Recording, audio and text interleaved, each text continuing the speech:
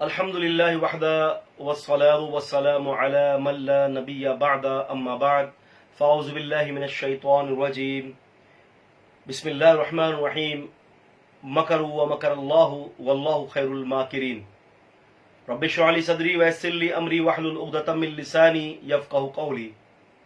ناظرین اکرام، السلام علیکم ورحمۃ اللہ وبرکاتہ۔ دفاع حدیث کے حوالے سے آپ کے سامنے بے شمار پروگرامز الحمدللہ پیش کیے گئے ہیں۔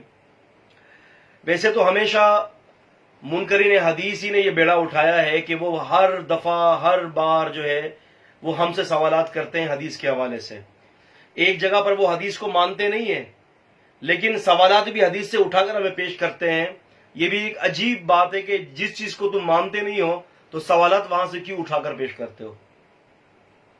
تو وہ سارے سوالات ہم ہی دیتے ہیں، یعنی ان کا بیڑا یہی اٹھایا ہوا ہے انہوں نے اعتراض کرنے کا، چاہے وہ کالا منکر حدیث ہو، چاہے وہ پیلا منکر حدیث ہو، چاہے وہ گلابی منکرین حدیث ہو، چاہے وہ پرانے منکرین حدیث ہو، چاہے وہ نئے منکرین حدیث ہو۔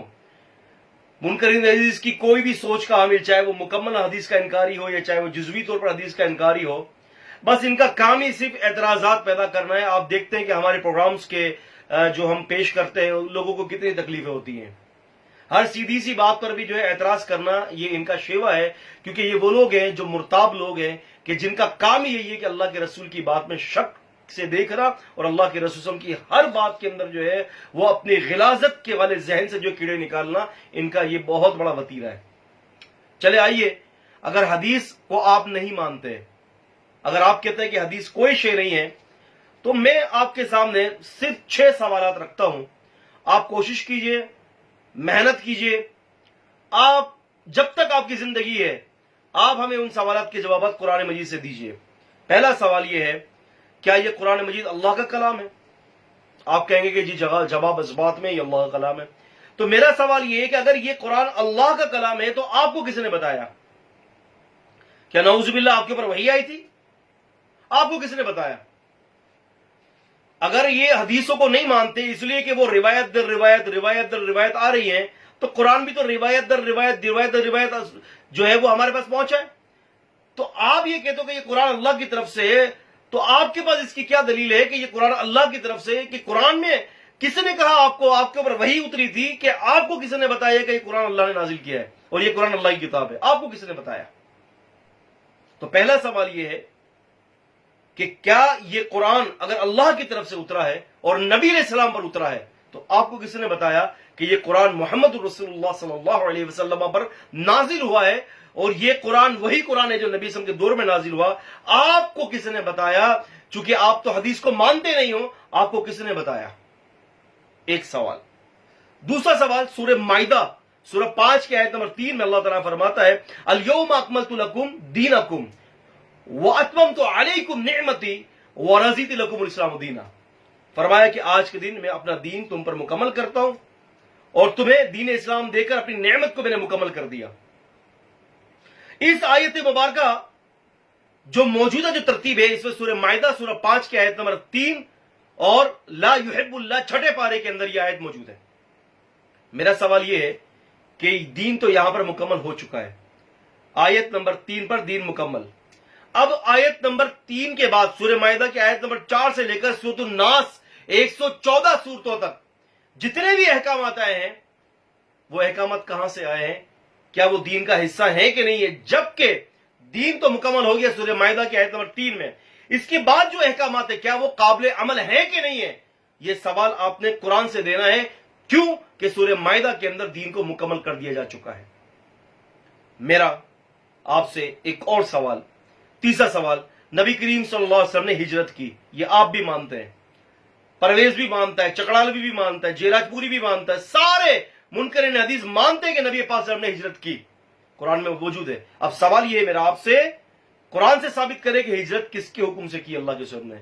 وہ حکم کہاں ہے قرآن مجید میں کہ جس کے حکم سے نبی علیہ السلام نے ہجرت کی؟ مجھ سے سوالات مت کیجیے گا، میں آپ سے سوال کر رہا ہوں، اب آپ کی باری ہے، اب آپ کی باری، اب آپ سوال کا جواب دیں گے۔ رسول اللہ صلی اللہ علیہ وسلم نے ہجرت کس کے حکم سے کی؟ اگر آپ کہتے ہیں کہ نبی علیہ السلام نے اللہ کے حکم سے ہجرت نہیں کی تو پھر یونس علیہ السلام نے اللہ کے حکم کے بغیر ہجرت کی تو پھر ان کو اوپر عتاب کیوں نازل کیا گیا؟ اور نبی علیہ السلام پر جو ہے آپ صلی اللہ علیہ وسلم کو کیوں نہیں روکا گیا ہجرت کرنے پر؟ اور اگر نبی علیہ السلام نے ہجرت کا جو حکم تھا اللہ کے حکم سے کیا تو وہ حکم قرآن مجید میں کہاں ہے؟ یہ سوال کا جواب آپ کی ذمہ داری ہے۔ چوتھا سوال، کیا قرآن مجید کے اندر کوئی ایک ایسی آیت ہے جس سے پتہ چلتا ہو کہ مکمل اللہ کی وحی کا انحصار جو ہے وہ قرآن مجید کے اوپر، قرآن مجید پر ہی ہے، وہ مکمل وحی جو ہے وہ اللہ نے قرآن مجید میں ہی رکھی ہے؟ یہ میرے 4 سوال ہو گئے۔ اور 5واں سوال یہ ہے محترم ناظرین اکرام کہ کیا یہ قرآن مجید جو اللہ تعالیٰ نے نازل کیا ہے، کیا یہ قرآن مجید ایسے ہی نازل ہوا ہے جیسے آج ہماری سامنے صورت موجود ہے؟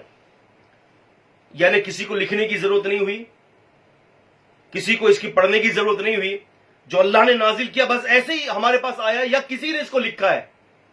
اگر ایسے ہی نازل ہو گیا اور کسی نے نہیں لکھا تو پھر قرآن مجید جو ہے کہتا ہے کہ نبی علیہ الصلوۃ والسلام کے حوالے سے، اس لکھنے کے حوالے سے جو قرآن مجید نے جو احکامات جاری کیے ہیں وہ کیا حکم رکھتے ہیں۔ اور اگر یہ قرآن مجید لکھا لکھایا نہیں آیا، صحابہ نے لکھا تھا اور ہم تک پہنچایا، جیسے کہ سارے منکرین حدیث کا یہ عقیدہ ہے الا ماشاء اللہ، تو میرا یہ سوال یہ ہے کہ جو صحابہ اکرام قرآن لکھ رہے ہیں تو وہ قرآن تو معتبر ہے، اور وہی صحابہ اکرام حدیث لکھتے ہیں تو وہ معتبر نہیں ہے۔